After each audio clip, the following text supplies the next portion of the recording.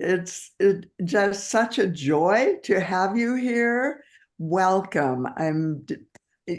Going to start by saying welcome everyone, and also include something that I often used with Living Loving Legacy, hello world. We actually have people on our list from as far away as Europe and as far away as Australia and in other places, parts of the world also. As we're rebuilding our list, we're recreating, we are rebirthing, and I'm so happy with it all unfolding. And today, interestingly, we have two of our future guests, spotlight guests, on the call with us. We have Morgan McKenna, who is going to be the spotlighted guest in October. She's a very close friend of Mary Hostetter, and it's wonderful to have you here, Morgan, and be really aware that I welcome your comments as you dialogue with things that Mary is really feeling passionate about. And then the other person that's here is Johnny Thomas, Dr. John E. Thomas, professor at the University of Colorado now, with a wonderful, wonderful miracle story. And of course, Ross Hostetter. So thrilled, Ross, that our relationship is continuing to merge. I loved your response to the email I sent you last night about the possible free call. We are in the process, and Johnny and I will talk about this, especially also of revisioning, relaunching a new and vaster vision. And I see that so profoundly in Johnny's life. And so I'm excited about that call next month. And he is such an example of miracles manifesting. And I've known him since the early 2000s. And I was the person who introduced him to Ken Wilber, not in person, via quoting him and talking about him. And Johnny's response at that moment in time is, "Oh, I'm not interested. Ultimately, he's too intellectual." It's amazing how our worlds continue to shape us, shape shifting. And so today we're going to be highlighting Mary Hostetler. And always before that, what's so important for me is to do the invocation. And so we simply say, "Come, Holy Spirit. Oh, beloved one, come upon us, move in us, move through us, speak as us, reveal yourself in our lives. Let us know you as our very own self." That's that capital S self, the soul, the awareness of the all that is. Come, Holy Spirit, come upon us. And today, especially, I want to also, in this invocation, call in guides who are constantly present with us, known and unknown, guardian angels, those who have been looking after us, caring for us since the moment we came into this plane, and those that we are calling forth as we begin to even understand the realms of guides and the realms of the other side. Through the veils, come, Holy Spirit. And so it is. Amen. And so what an amazing, beautiful, incredible experience it is, Mary Hostetter, to be here with you. You are so important in my life. And, we had been in some courses online together, and I had been involved with you in that experience with Terry O'Fallon and some of her deep dives. And I knew you through the online experience, but I had never met you in person.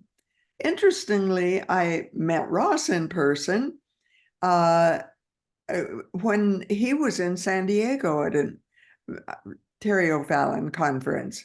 And it's so fascinating to me that it was you and Ross that gave Kabir the nonprofit that you originally started.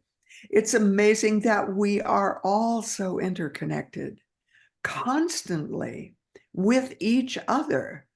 And that experience of oneness is happening in our lives now and has been from the moment of our birth in this realm and potentially past lives that we live together beyond this, before this. And can we even enter the realm of future lives? Of course, if we are open and if we are willing and if spirit reveals it to us and as us and through us. So many profound things to talk about today. I reread your beautiful email, and often I invite people to write what they would like, and I invite them to invoke my soul and let my soul participate in the writing. And sometimes they do that, sometimes they don't. But I love the way you wrote and you rewrote and you invited guides, including one that's embodied in this lifetime, Morgan. And Morgan is someone who came into my life as a miracle also at the time of my brother's passing. Amazing how spirit sometimes uses those events that are filled with sorrow in our lives to reveal the next platforms of our lives and the joys that are beyond. And I love the Qumran, and I love you mentioning Qumran in your announcement email. Joy and sorrow are two sides of the same coin. Two sides. If it were not for the joy, you would not be experiencing the sorrow. And so, Mary, where would you like to begin? I have all kinds of questions I can ask you. And but I want to ask you where you would like to begin today. All right. Thank you for that beautiful invocation, Marge, and welcome to everyone. I'm so happy to have a community like this and get to share things that I feel like are soul to soul. We're all in a much bigger relationship than just talking about the surface details of life. So yeah, I feel like when I look back at my life, the things that I really feel are making themselves apparent again and again and again is that as spirit moves through me, that I'm a weaver. I'm a weaver of people, and growing up in a big family and working with having my own kids, holding space in business, holding space in contemplative life, holding space in all kinds of different communities in the integral community and co-housing and other retreat places that I've helped with. Truly, it's this role of weaver. And so I want to share just a brief poem that I wrote that came through, and that kind of helps me hold, what I'm showing up for. So this is it. the weaver, bells ringing, peal of infinite vibration that you are, as fine as Indra's net. Hallowed are the weavings that come through you, inviting everything in your field to wholeness. Wow. So what does Indra's net mean to you? What are the feelings you get when you even say those words? For people who have never heard of Indra's net, how would you invite them to recognize it? Yes, it's an understanding that the cosmos creation in the highest sense is held in this beautiful net, and there's more depth understandings of this, which I don't have right at the top of my head, but the weavings of the connections in this net have jewels in them, and each of us are jewels in the net, and it expresses how connected we all are. And that each of us, as we shine and uncover more of our divine selves, that beautiful light will connect to the field in every direction. And it's a very refined kind of light. It's not just the personality. It's much more like refined, kind of beyond, but connecting through everything, connecting through our whole dimensionality. And another thing that I work on a lot is connecting to my multi-dimensionality, all of the chakras that go all the way up, including our soul and our spirit, our pure, true nature. And so that more and more is becoming how I live, just in a multi-dimensional place, receiving, moment to moment, what wants to be made aware of. And that's another theme in my life, true of being out in nature a lot, because nature demonstrates it to us every which way. So I start every morning barefoot on the ground and really sinking in and listening in this time of year to the birds, smelling the fragrances, seeing the animals and birds, and all kinds of things come in that space of receptivity, a lot of receptivity. So yeah, I feel like that is the bigger kind of theme of how I see my life. And I'm not one to like put out a lot of like, oh, accomplishment, look at what I did. But it's important to see what you've done in your life. But I also know like these are so many different hats we wear. They're very fluid. And I don't like to hold on to anything that I'm just this, because I feel like I'm more and more dynamically a vessel, and spirit is revealing to me more and more who I am on a vast level.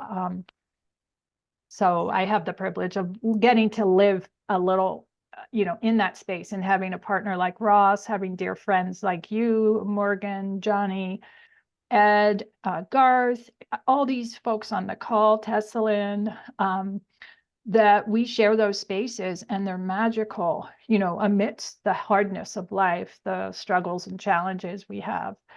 But then there's these magical spaces that expand when two or more are gathered.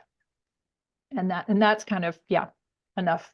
Well, it's really fascinating to me that you talked about the jewels in Indra's net, because those jewels are meant to radiate their beauty. They are meant to be the attractors that introduce us to the other jewels in the net. And, and it's incredible.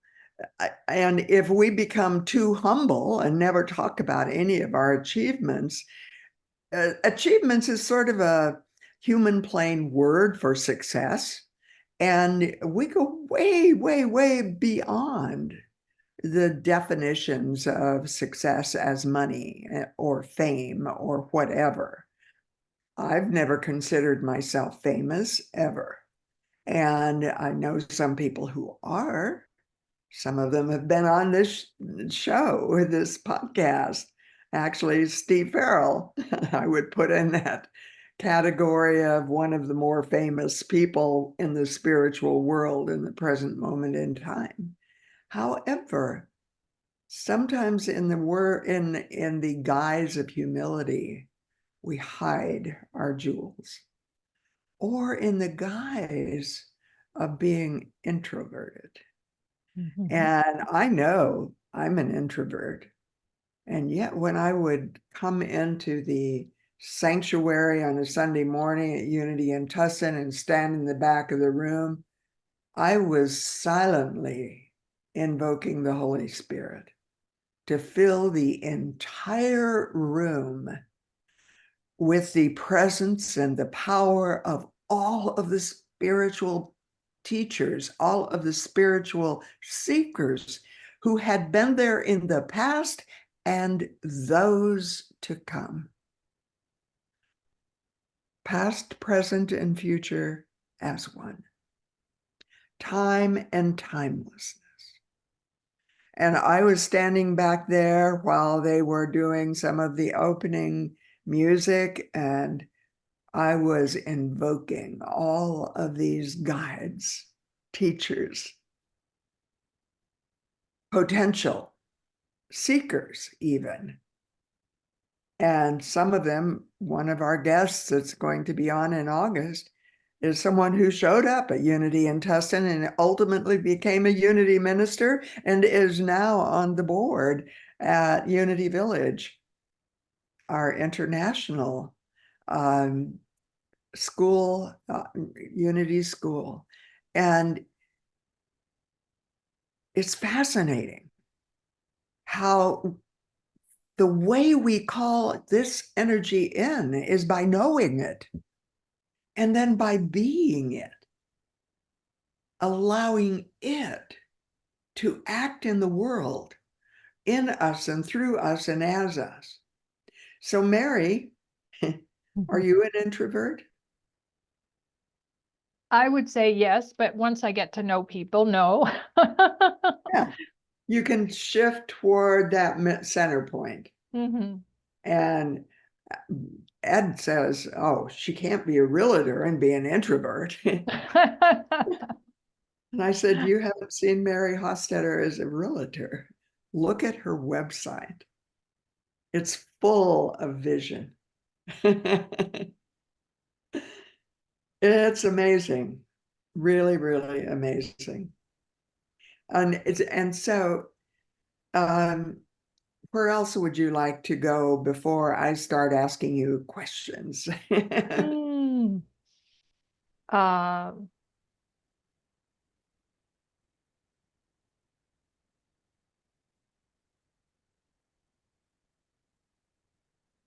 yeah, maybe I'll introduce like working with Ross, in this lifetime that we've had a good solid almost 40 years together.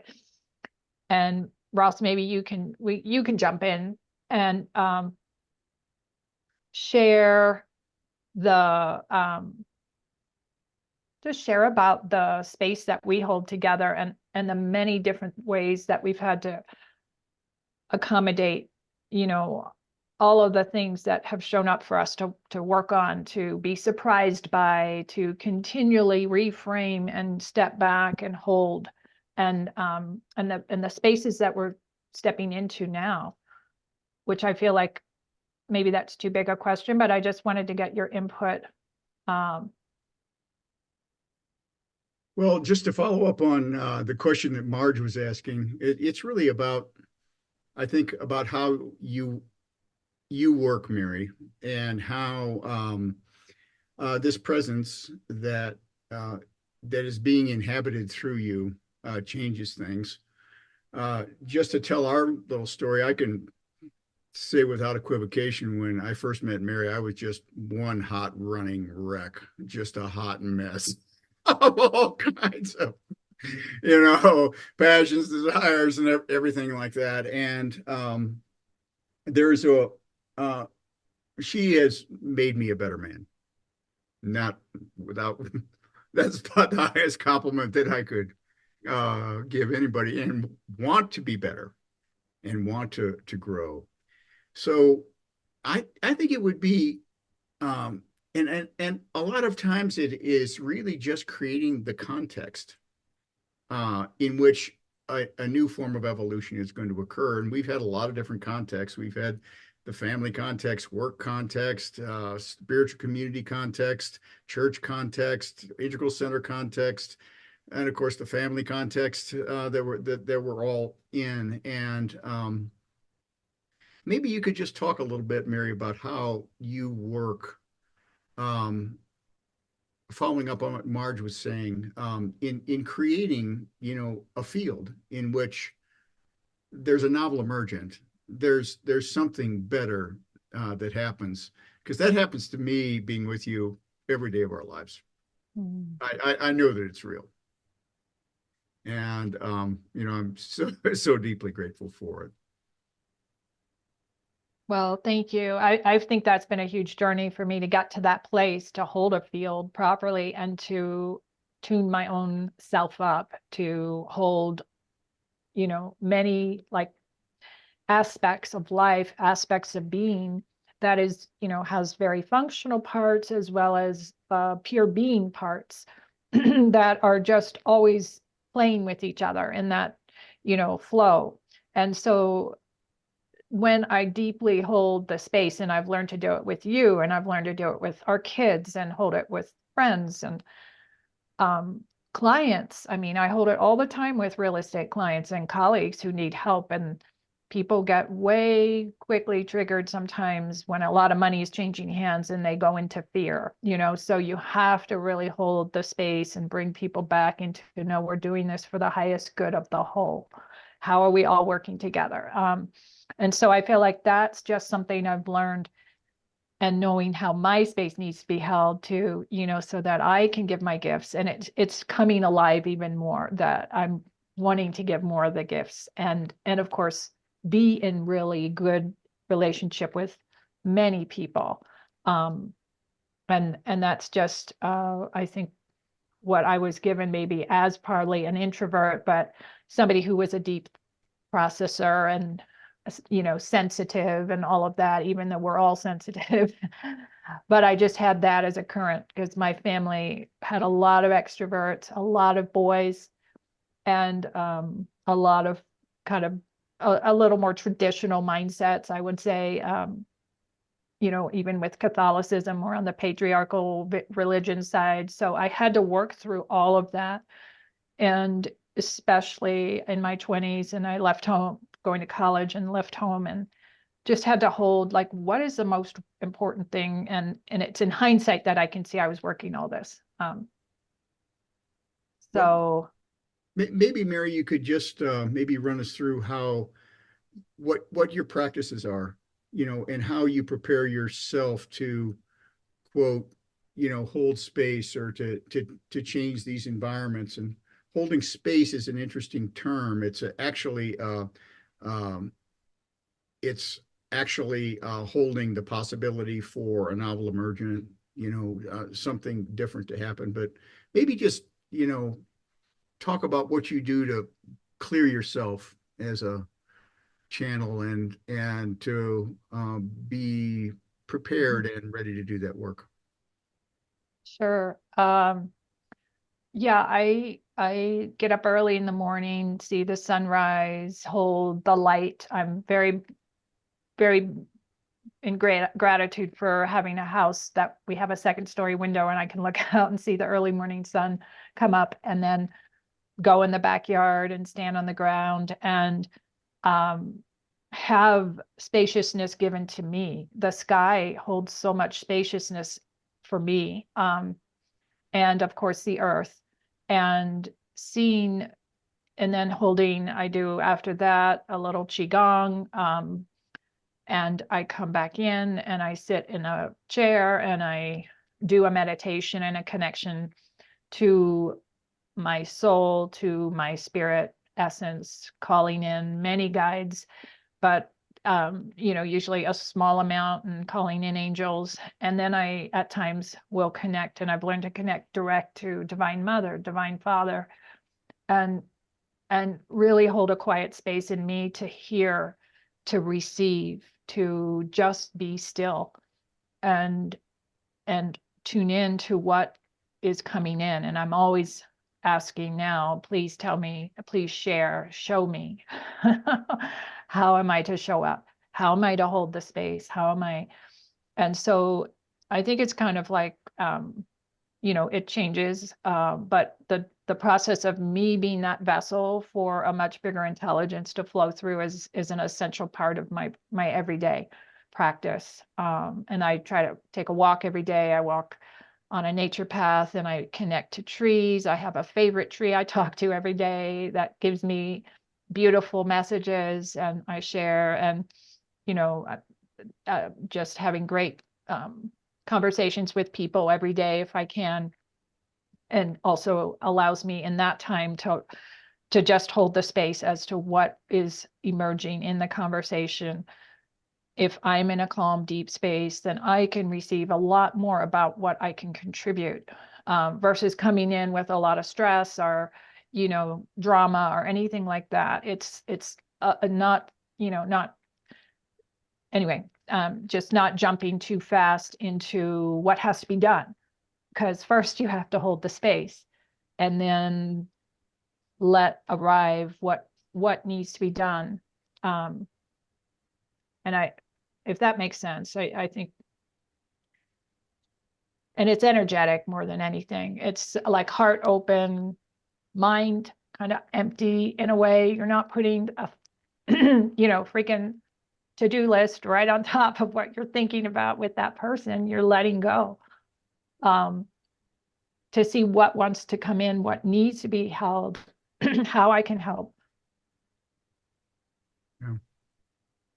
One of the things that I came across just this week, I've read this book before, but didn't happen to remember it, was a quote from David Hawkins. And he's been one of my master teachers, profoundly influenced my life. And he's talking about this letting go and talking about when we are surrendered, there is no longer the pressure of time. And that frustration comes from wanting a thing now. And so think of the last time you've been frustrated and be aware of how it happened, wanting something, whatever it was, now, instead of letting it happen naturally in its own time. And interestingly, David Hawkins talks about how patience is an automatic side effect of letting go. And we know how easy it is to get along with patient people. And then one of the things he suggests is that we notice that patient people usually get what they want in the end. Fascinating. All Mary, interconnections with letting go. And I see Morgan's hand. yep. Thank you so much for the honor of being on this call. And Mary, just fabulous to hear you talk about these practices that I've experienced them with you, and you've taught me so much. We've known each other for almost a dozen years now, but over the last 2 or 3 years, our relationship has really deepened. And I just have to say, deep thanks and gratitude to you, because you have mentored me in this beautiful way of letting things come, of the being still and inviting what wants to come through. I think it's been tempting for me in my life, and maybe others of you out there can relate, to view the spiritual as something that's quite disconnected from the earth, or quite disconnected from the everyday life. And so one thing you've really helped me see, the spiritual is in everything. And that groundedness is so important in the earth, into our everyday lives, and being present with all of it, not shutting it out. And then the openness, just the sheer receptivity that you have taught me to quiet my mind, to, as Marj, it's so beautiful, you quoting David Hawkins, that surrender. Thank you so much for that those beautiful words. And I know you live so much like by this, Marj, but that surrender into what wants to come through. My father passed away November 5th of last year. So close to my dad. I am so grieving him.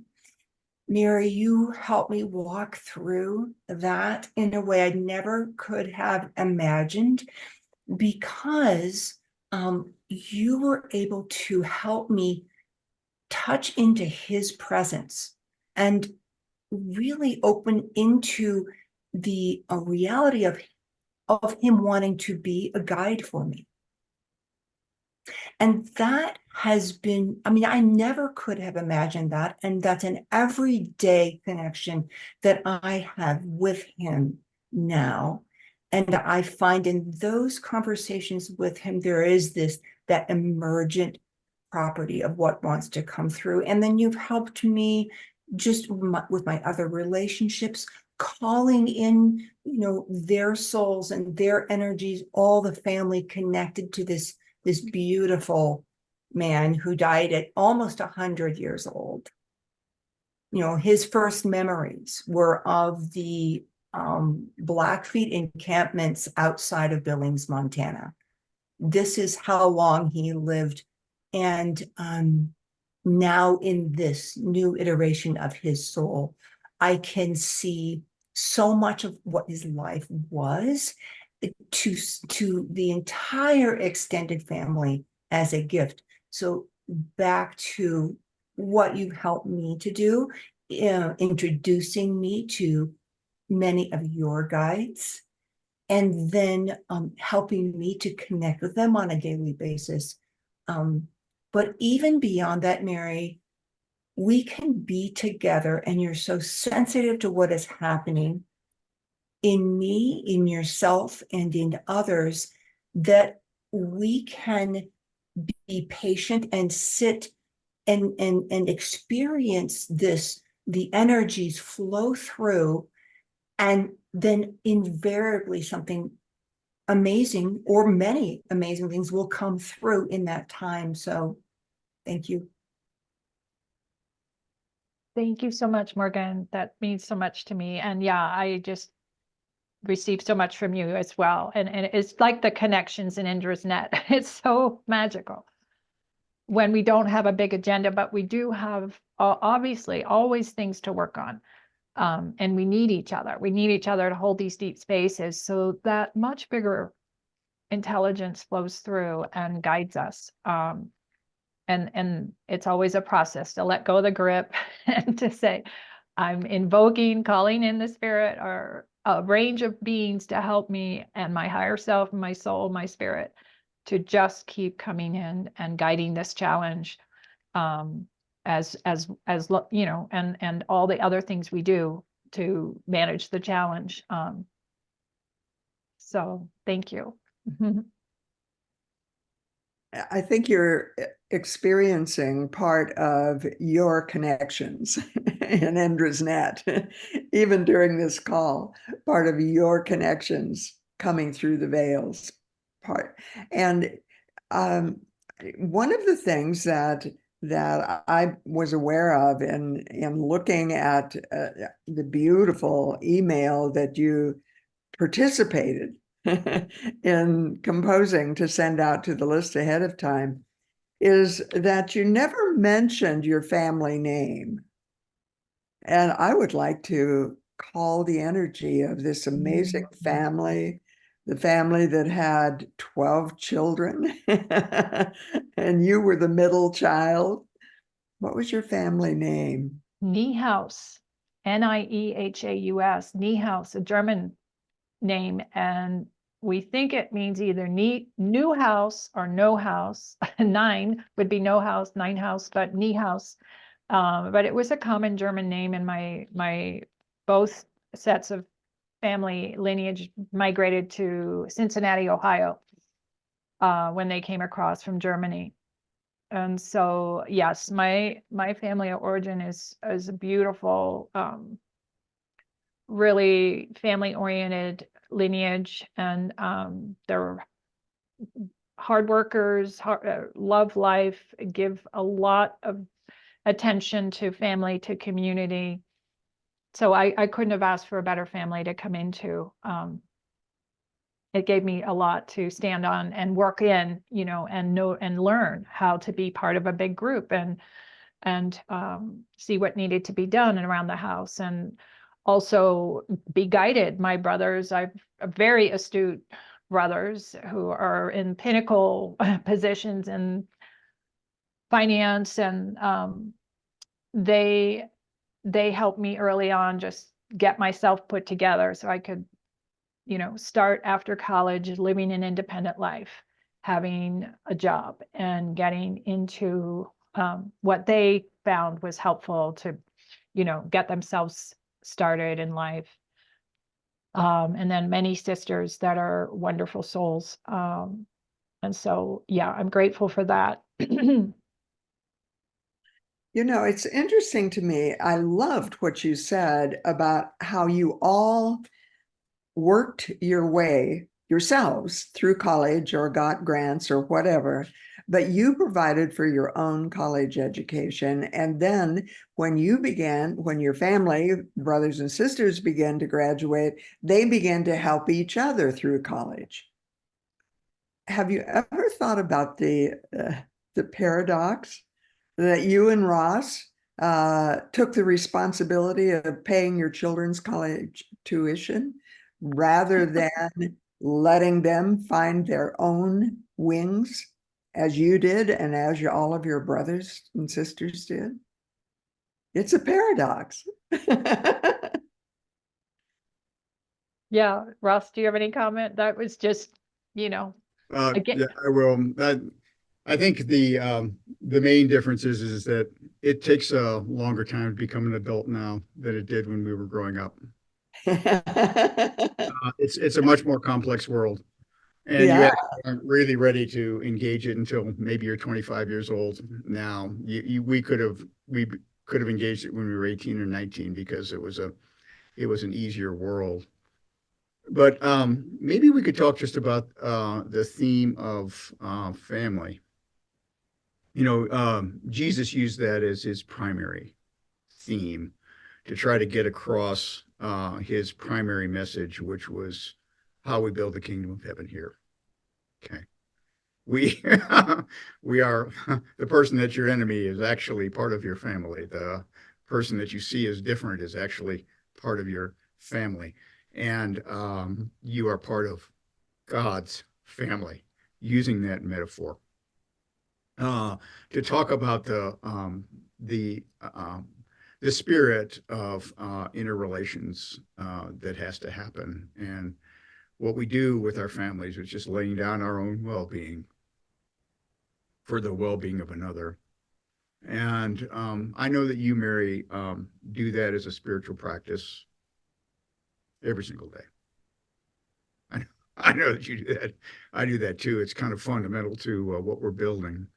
But it's here we're building a family, I think, that of souls that are jumping a timeline, and we're jumping into a potential future reality, a reality of oneness, of interconnectedness, of that uses love as its primary force and vehicle. So maybe just talking a little bit about that, about the family, and what you're building now. Yeah, I will say I really learned how to hold space when being a mom. Being a mom is not for sissies. If you ever thought being the mom was the easy role, you have got to see it equally as the father's role. The mom has to stop everything, constantly to see what needs to be done for a child when there's an emergency, when there's a huge challenge, and all of the thought and heart energy has to go to like, how do I hold that space? How do I help make sure there's enough resource? How do I, keep the other kids happy and working? And then,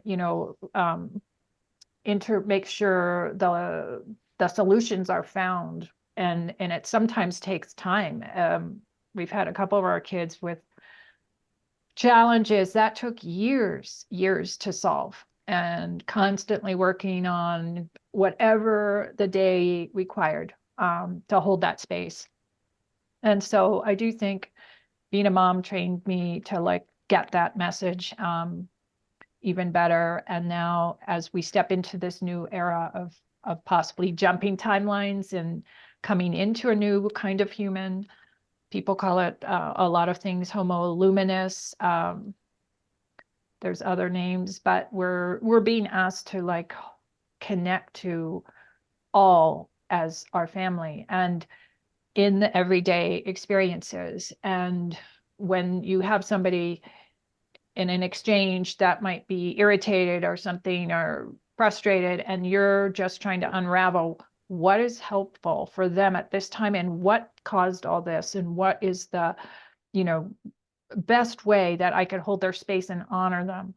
And I feel like that is a daily practice I do with all the people I work with. And they so appreciate it. We have that phrase for renting the apartment building, love and above.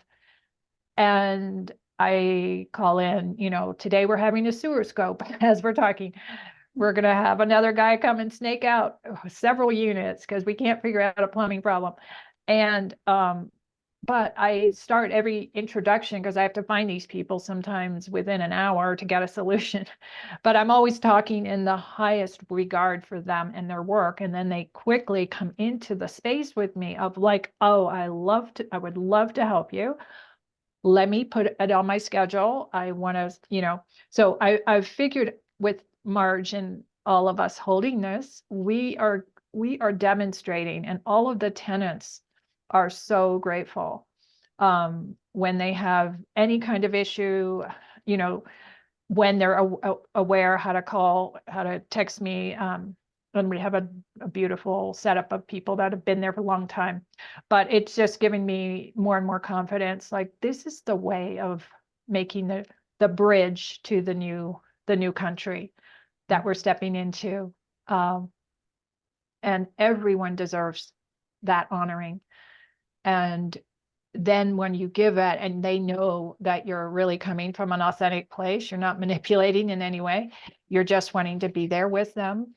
And they will go the extra mile. They will help you troubleshoot. They'll think, so it's just an experience that I'm having more and more, and appreciate that we have our own ethic about it that Marj has helped me step into, Ross, and of course, we've had that as an ethic, but now it's even more.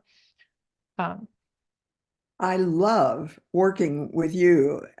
And it was Ross that actually brought to my attention all of the potentials for the Brown Palace.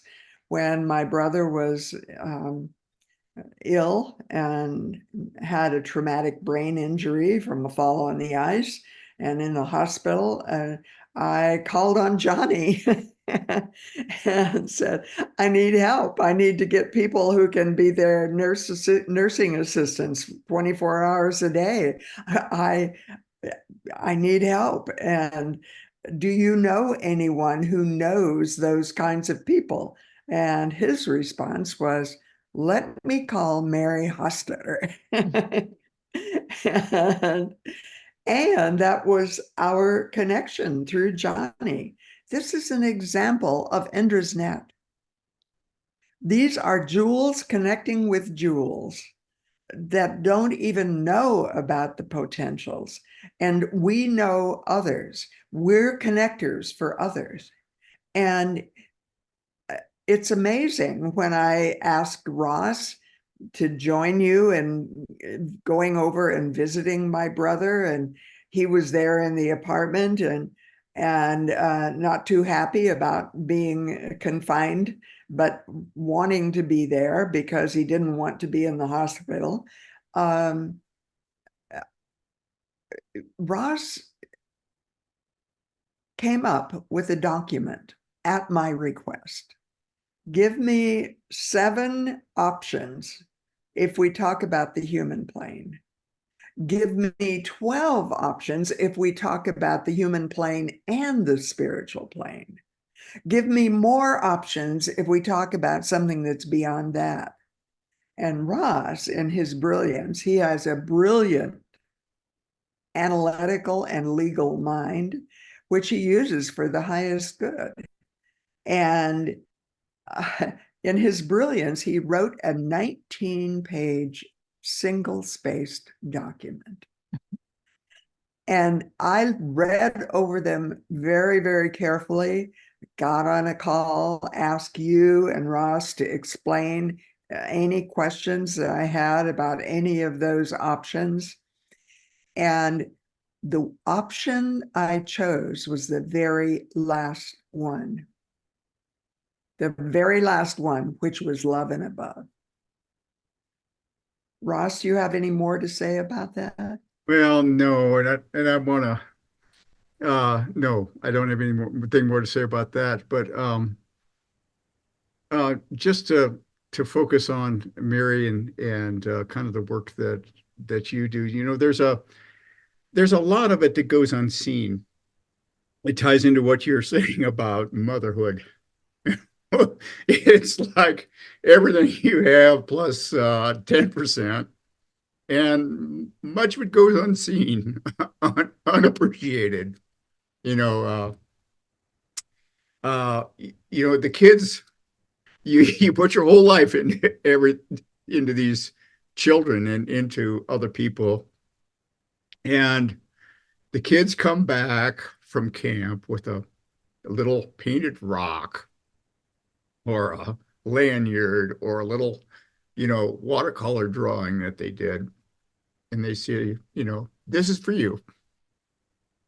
And a mother takes that in full compensation for everything. You know, it's just like, oh, yes, you know, I was seen. So you work with the Divine Mother a lot. Tell me a little bit about, does she work that way, that same way? Mm. Yeah, thank you for bringing her in. We'll invite her in because she's the most, the whole thing works because of her and Divine Father. And not everybody has this, you know, so whatever term you use for God and the one, but it helps me in following some of the other traditions that use Divine Mother along with Divine Father to see that there is this beautiful, beautiful energy that is very creative and very nurturing and weaves together and helps bring in whatever needs to be brought in. And we'll do many, many things without us knowing, like our whole planet is a creation of Divine Mother and of course Divine Father, but she's the one that makes sure, okay, now we have you know, waters flowing that hold intelligence, and we have flora and fauna and animals and ecosystems that can all create holistic systems. And then we have the humans that are here to bring even more, not even more than the other species, but to bring, I would say, the Christ consciousness or something like that fully in as an embodied being here. And we are just beginning to see like how this all works on a cosmic, a planetary level, with science seeing it in other ways than a mystic would see it, but they tie closely together and now venturing out cosmically. And this may be, I don't know if it's a fun segue for us to go into astrology, but Morgan has been working on some of the beautiful overviews of astrology too, to see the cosmic creations that are all part of Divine Mother and Divine Father and how they affect us. And that may be after we get done with this first part. But I think, Morgan, you have so much too that you've learned. And I just feel honored every day that I get to hold that space, be fed and reinforced all the time when I step up to do that on a small level, that those returns come back. They don't even have to come exactly at this ever to this lifetime, but I know they're going out to the field. That as we put out the love, as we put out the thoughtfulness, the care, the bigger understandings, that they will feed the whole. And Morgan, maybe you can jump in because you have. Yes, absolutely. And this, the divine feminine alongside the divine masculine, this is the collaboration here at a much higher level now. We need both. But when we talk about your skills and your energies, Mary, I just see you flow so naturally into nurture. Through your motherhood, I know you as a mother, but then into your nurture with any client, any friend, and then behind the scenes, as you've described, holding the space for people as they need it. Astrologically, this is so much of what we see with what we call the transpersonal energies. So those would be the outer planets. That would be Uranus, Neptune, and Pluto. And then what we call the dwarf planets, small planets, and actually Pluto has been demoted to a dwarf planet. But those are the planets on that outside edge of the solar system into the Kuiper belt, the asteroid belt. These planets have very eccentric orbits, including Pluto. So the orbits are elliptical. Why does this matter? If you look at the solar system as a fried egg, and the white of it is the ecliptic, around which all of the heavenly bodies, rotate in our solar system.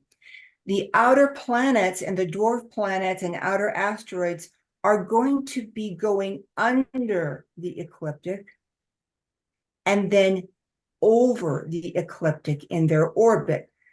Why does that matter?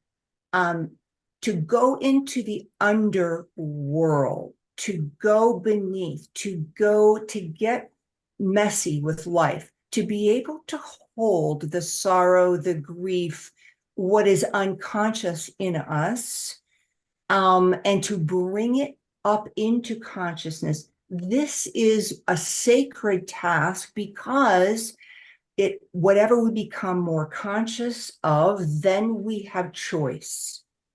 And as we make the shift into the new human, we bring with us what it is to be human at what we might think as the most mundane or our quote unquote darker selves, maybe the emotions that we can't bless or incorporate. All of it belongs, and we bring it back up, and then we can bring all of it into a higher level. That's why these energies are so important. Let's just take Pluto right now, because Pluto entered Aquarius for the second time on January 20th this year. It will be in Aquarius, just the beginning degrees, until around September, October. Will regress back into Capricorn, and then it will be in Aquarius for the next 20 years. What does it mean when Pluto's in any sign? As a planet, Pluto's job is to help us go into the quote unquote darker areas of our lives and understand what's driving us from underneath and bring those to the surface so that we can become more conscious of them. Pluto in Aquarius wants to take the Aquarian energies, which are at the very best to progress humanity, to progress so that the collective is operating at a higher level, and that we are going forward together. All the things that we've been talking about, going forward in a connected, coherent way. So Pluto in Aquarius will want to help use technology, for instance, in a better way, in a way that is more humanized. The underside of Aquarius, and there is an underside, is that we don't go forward together, that we all have our own individual agendas, and we as individuals want to be free without helping free up the collective. Pluto is going to serve that higher energy, wanting us all to, yes, free ourselves up individually, but so that we can serve. So that energy now at the very beginning of Aquarius is connecting into other energies in the solar system, and specifically right now connecting into Gemini. And what it wants to do in the Gemini parts of our lives, our thinking parts, that's the part that is, if you can connect back into second grade, even maybe earlier into kindergarten, who we meet, our peers, this is Gemini, how we think, how we play with others, how we are interacting in the field. Pluto is in now a very beneficial relationship to Gemini, wanting to upgrade, as it's in Aquarius, upgrade how we think about our relationships, how we function, if you can imagine kindergarten or maybe second grade into fifth grade and middle school, how we function with others. Again, for the goal of the one, the goal of progressing, becoming more conscious, dealing with whatever is in the way, individually and collectively, anything in our own individual fields that is stopping the collective from moving to a higher place. So right now, those energies are very, very significant. And I'll just mention one more, because Mary, you and I have talked about this. Just mention the energy of the asteroid Sedna, which is who is an Inuit goddess, and she is the goddess of transformation. On April 28th, she entered Gemini. And just to be aware that the meaning in all of our charts of Sedna in Gemini, and she will be in Gemini for the next 40 to 50 years. Her energy is so powerful. She's the energy of surrender. All of our gifts surrendered so that the collective can be served. So you take everything that I've talked about, and all of these energies are the outside transpersonal energies. And Mary, what I see in you is this beautiful ability to go from the individual to the collective, and to call us all to give our gifts into the collective, to give them strongly, but because of your own abilities to connect with others and connect everyone into a field. This is at the forefront of what it means to be the new human. And I just want to thank you so much for that, because in many ways it's unsung work, unsung. But as many of us on this call know, this is incredibly important work, and I thank you.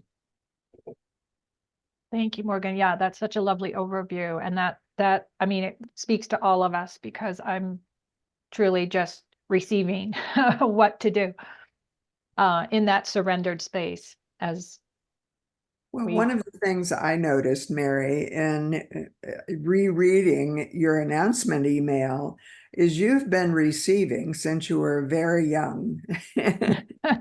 And I was absolutely fascinated when I saw that one of the sisters, when you were in Catholic school, was named Sister Margie. And Margie was spelled Marjie. And I mean, one of the things I always look for is parallels in our lives because ultimately we're all one. And what I realize is that that spelling, Marj, is a God job. Reverse the letters, and you get the clown name I gave myself when I was in ministerial school, J-Ram, JJ Ram, JJ Ram. It's a chant that is a name of God. And the IE, interestingly, is something Ed still calls me, Margie. And many of the people who knew me in my early years, like teenage years and even 20s and 30s, still call me Margie. And some of my God grandchildren, spiritual grandchildren, still call me Grandma Margie. M-A-R, and they spell it Marji. You have been receiving these imprints your entire lifetime. You talked about how she taught you music and creative writing and meditation, and that she opened you to the mystical dimension. And isn't it fascinating that you went to a school where someone in the school influenced you to uh, uh, apply to Smith College?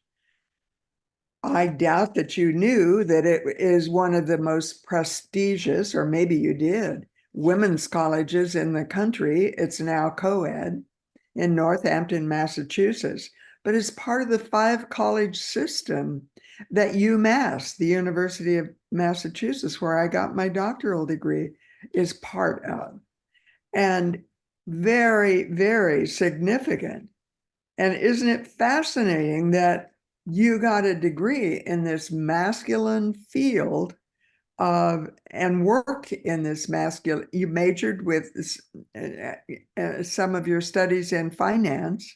And when you went into your first job, you went to Wall Street in New York, a very masculine energy, and you took the deep dive into that integration. And you worked in public finance, take it into the vastness. And I did a similar thing when I did my master's degree. I got a sub degree in public administration, integrating the masculine. And so you have had these imprints.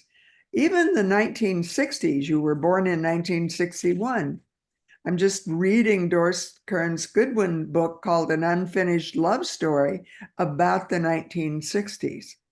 And her husband, who was 11 years older, worked for worked for Jack Kennedy, JFK. And that phrase that we all attribute to Jack Kennedy, ask not what your country can do for you, ask what you can give to your country. Interesting, so fascinating, because that was coined ultimately by Dick, the speechwriter. And as he worked for Lyndon B. Johnson, he even coined the Great Society. We don't know the backstories to all of these jewels in Indra's net. And that Indra's net is working at the highest level of politics, as well as in our individual lives, at the highest level of world relation, as well as in our individual lives. We have the responsibility of integrating it in our individual lives and letting spirit direct us to where it takes us. in the realms of the absolute. I have a feeling that all of these 10 years you spend in your financial career are going to continue to play in your life because it's the part of something that is innate in you, not that introverted feminine, but your own integrating of a divine masculine that is part of that ultimate oneness. So fascinating. I find it interesting that after that 10 years in a financial career, you went back to school. And all of a sudden, what are you doing? You're doing contemplative prayer workshops and labyrinth and retreats. And, and you're going back and developing programs, facilitating them. I'm curious, did you ever work with Thomas Keating, who was the person that I knew? And, it brings up all kinds of questions that I think I learned so much about you just in reading this brilliant announcement email you helped compose. You brought the labyrinth into some of the churches where you were facilitating all of these things. And the whole co-housing experience, where you learned the best of it, the practices and the ones that didn't work. Johnny's in the midst of a co-housing experience right now, and he's going to be on the call as our spotlighted guest next month. And I love that both you and Johnny and Ross and uh, worked with Jeff Salzman at Boulder Integral. How does all of this happen in DrisNet? It's all these jewels that are being connected. And I love the title you chose for your own program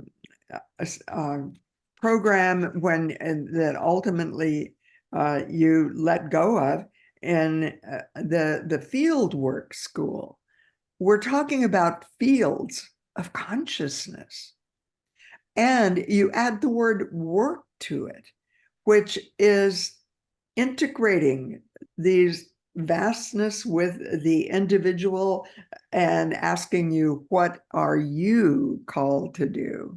What is your divinely called work in this world? And, one of the interesting things about my life and now doing these calls that are now scheduled almost through the end of the year is that I need these connections. I need these experiences of people who, like me, are still invoking that power and asking, what are you calling me to do? It's about being and doing and integrating all of it. And I love your calling it field bending when you did a course. Shape-shifting, it's been called. We have to all learn how to be shape-shifters. So did it happen accidentally or because you made mistakes that you had to relaunch careers? I don't think there are any mistakes. All of it was bringing you into new platforms, new skills, new connections. The connections you and Ross have made in Boulder. Ross is going to a conference tomorrow, the Icon Conference. One of the founders of that conference, Tom Abib, has booked for one of our calls to be a spotlighted guest and in August. Isn't it interesting? DrisNet is working in our lives, in our vision. Johnny and I are going to talk about birthing the vision on the call when he comes on next month. somehow we are doing something together that is about something vaster than any of us can ever do alone. It's not possible. And so I know that I want to open it up, and Garth, we need your help now. Do we have, hands that are going up? You see them, I don't. So Garth, do we have questions or hands that have gone up? I don't see anybody. There's a comment from Cecilia. All right, give us that. Thank you all. I resonated with what has been shared. Be well. Yeah. What did you resonate with? So let's open it up to people sharing. What inspired you about what you heard about Mary's life? Where did you find parallels? Like I just pointed out some of them in my own life, even the name of the sister that inspired Mary in the mystical realms. Where did you find parallels? What did it trigger in you? I saw Ross, as he was talking to me about Mary's life, getting all teary again, triggering something in your heart. And so Garth is saying you can type in your question or comment. You can also raise your hand. You can, Johnny, I see your hand. Yes. Hi, I've been fumbling with tech here this morning, so it took me a while to get everything working, but just really happy to be here. Wonderful, Mary, to hear you and to hear more about your story and your life experience and the wonderful gifts that you bring to us all. I guess I would just like to share that I experience you as an embodiment of the archetype of Mother Mary.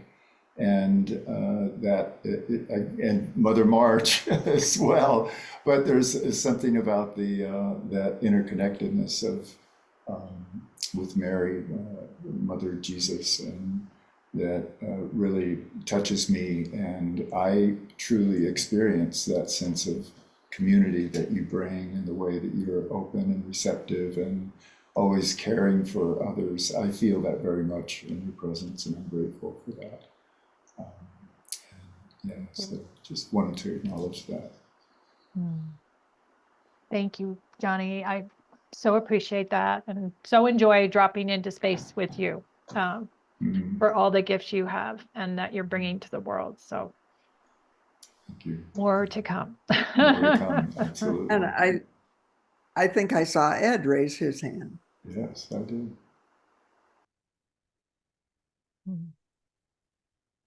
Just a minute, Ed. We need to get your volume up, get you unmuted. There, I did. Can you hear me now?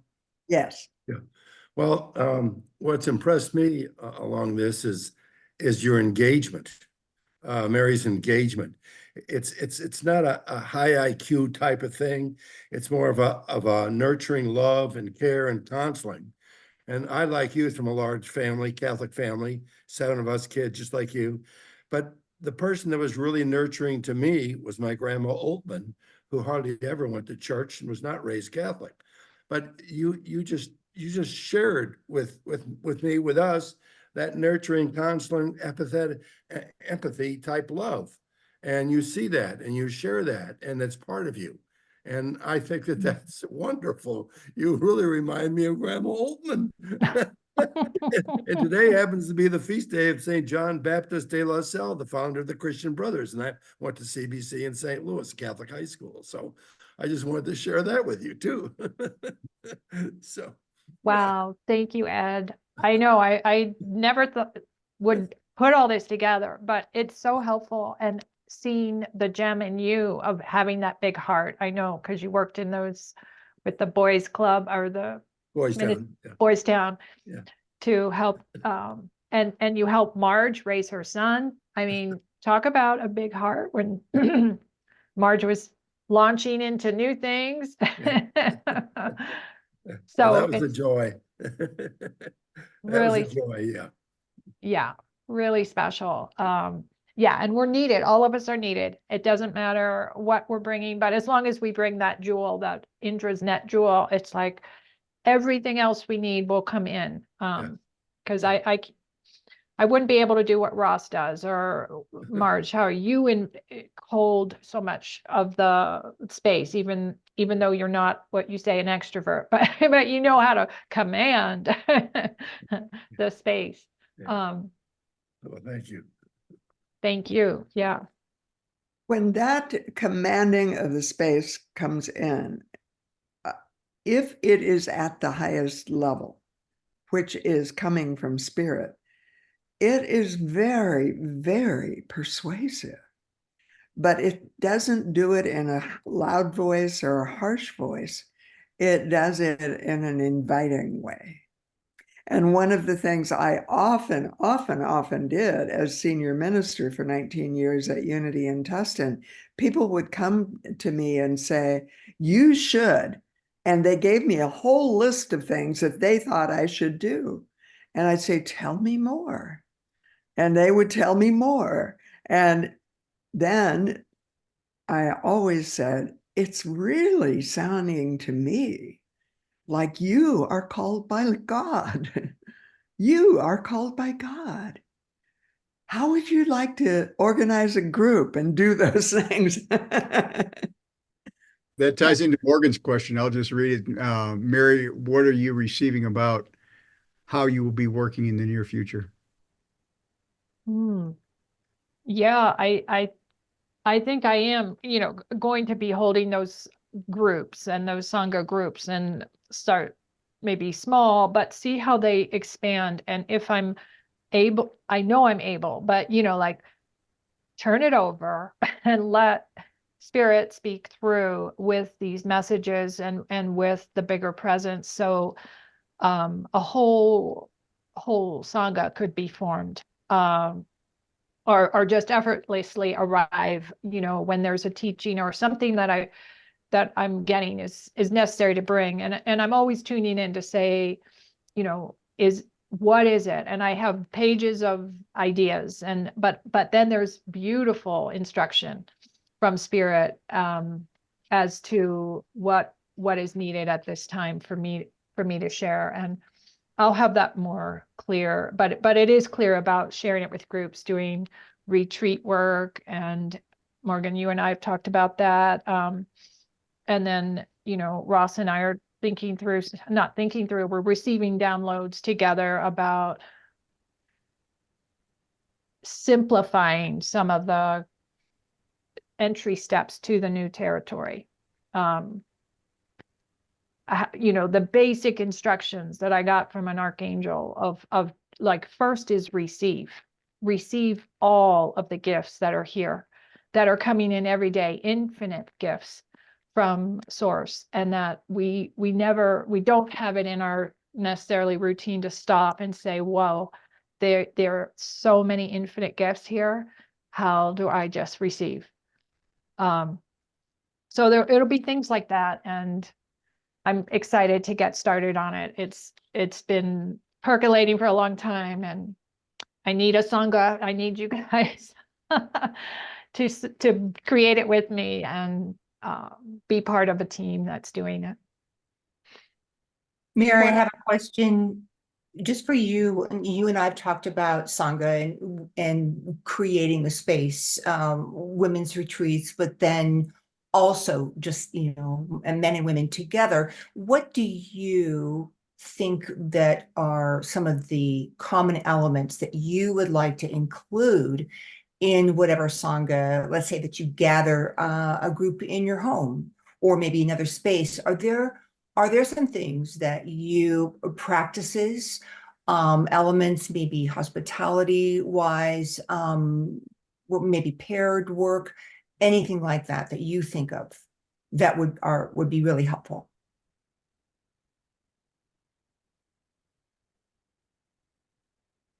Yeah, I'm getting, the first place is inviting into the sanctuary, inviting in to be in a deep place. And most people don't have that luxury every day true themselves up into a deep space. So the very first thing is welcome them in and hold them in that space, and then, you know, share and practice. I do think the practice is, and then the dialogue piece, dyads, or however it arrives, to for people to be seen and heard, and having these beautiful evoking questions, like this call has been, you know, tuning me up to present better, and also allow all of us to connect, to show how real it is, that, you know, and so I do, you know, I just know there's so many beautiful things that will come in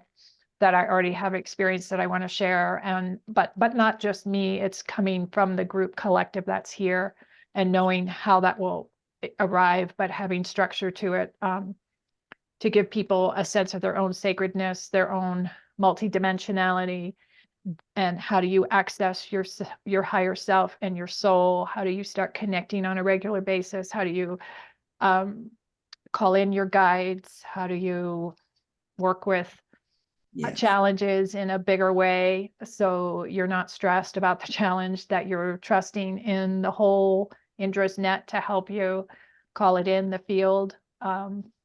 Yes. Is there a 30-second little practice that you can give us, that would be like when you talk about truing up, like a basic 101?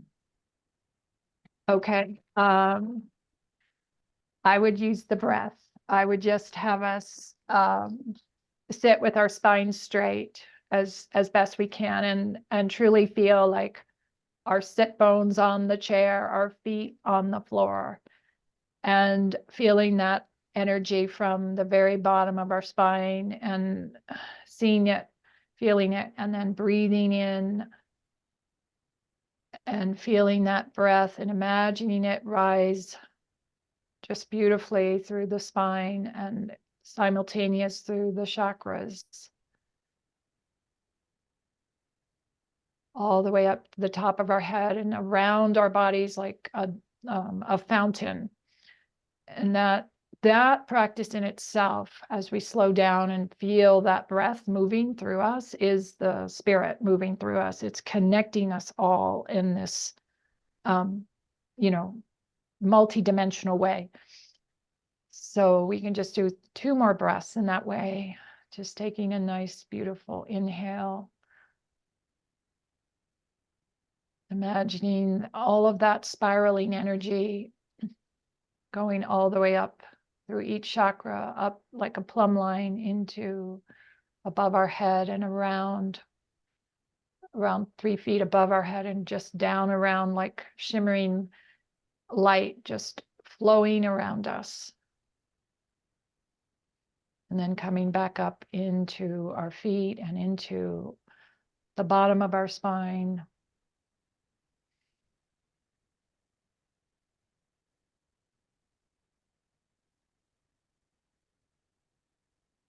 And then just feeling how our nervous systems have shifted and our hearts have a little more space to open. And the connection that we feel together on this call, that each of us have come, and we're here to support the whole, and all of us are needed, every one of us. And there is nothing that we need that will not be given. And when we connect this way, it strengthens the whole field for the whole of humanity. So it's a very powerful practice.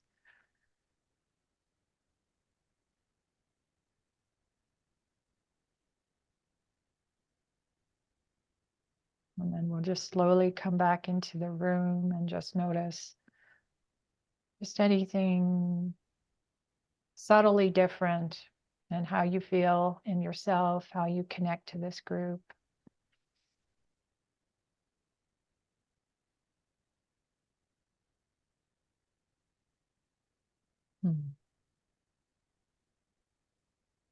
Thank you.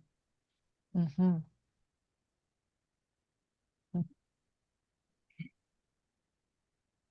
it's profoundly beautiful what we can do when we come together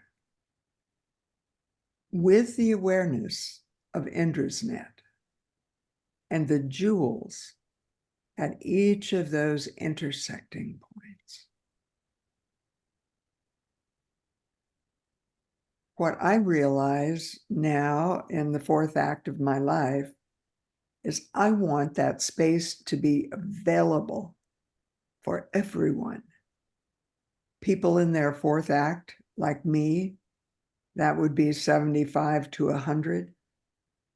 People in their third act, like you and Mary and your beloved husband, 50 to 75. People in their second act. I mean, sometimes the way I can understand people is by realizing where they are in their four acts and then asking myself, where were you then? What was I doing when I was 25 to 50? Lots and lots of changes. You have children in that area now. And you have a new grandbaby in the first act of her life. I love that one of our guests that's coming on in September, Chris Jackson, did the Mother's Day talk at Unity on the Plaza. And it was on formidable women. Formidable women. What was your mother's first name? Joanne. Right. Yeah. You know, I'm aware that when you posted on the pictures on the announcement email, I didn't know her first name or her last name. We need to be calling in the formidable women in our lives. I have a feeling, Mary, that it goes back generations in your life. I know it does in mine. My grandmother, my great-grandmother, Right. my mother, myself. And the only daughters that I have now are spiritual daughters. And guess what, Mary? That includes you. And Beautiful. Karen Thank you. Epps. Karen Yeah. Epps, who will be on the call in August. So I Wonderful. wanted to maybe just close up as we're getting close to the end of our time, going back to our first theme of weaving. Now you introduced yourself as a weaver, Mary. A lot of what Morgan has brought in, what I'm realizing now, is that we are in transformational shifts. We're in a poly crisis, and a lot of what you were bringing in, Morgan, is these forces are wrecking balls. They're wrecking balls coming, through our net that destabilize the situation. And one of the things that hasn't been brought out in the life of Mary and myself is we've had multiple shipwrecks, multiple just complete shipwrecks. Like, what are we going to do next? Okay. That did not work. We're out of money. We're out of energy. We're exhausted. We have shipwrecks. And I know you've had a Marj, Morgan, and everyone in the call has them. So there's this thing of weaving. I think that this art is going to be so important because when the wrecking ball comes through, something then has to be created afterwards. Okay, there's then new elements that are freed up that allow this weaving to happen on an even better and more coherent and at a higher level. And one of the things that you're bringing is a weaving now that I think will be important to each and every person on the planet, a weaving with the multi-dimensional realities.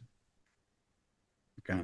That it isn't just, bringing banana cream pie next door, though that's important. It's a weaving of a new possibility, which must happen in order for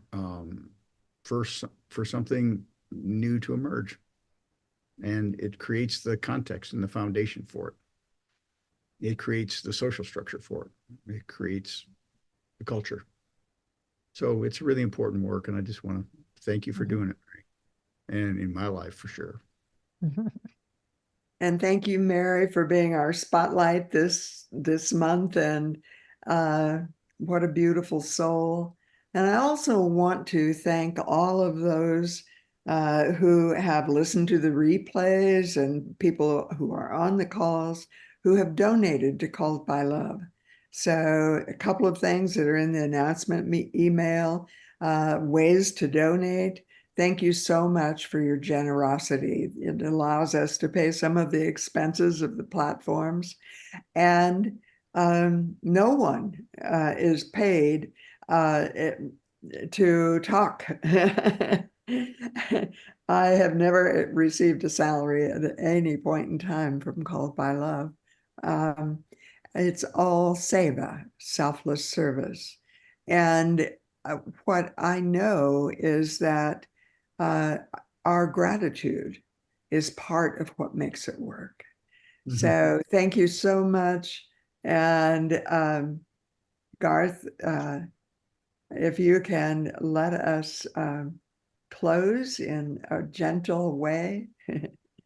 Well, we could say goodbye to everybody. I know. There we go. Oh. Oh.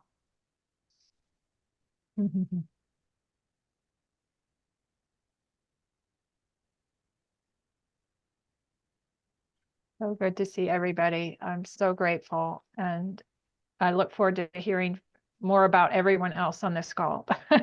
Hopefully, we'll get around to hearing more from everybody. Thank you, Mary. Hi, Des. Much Thank you for love. coming. Much love.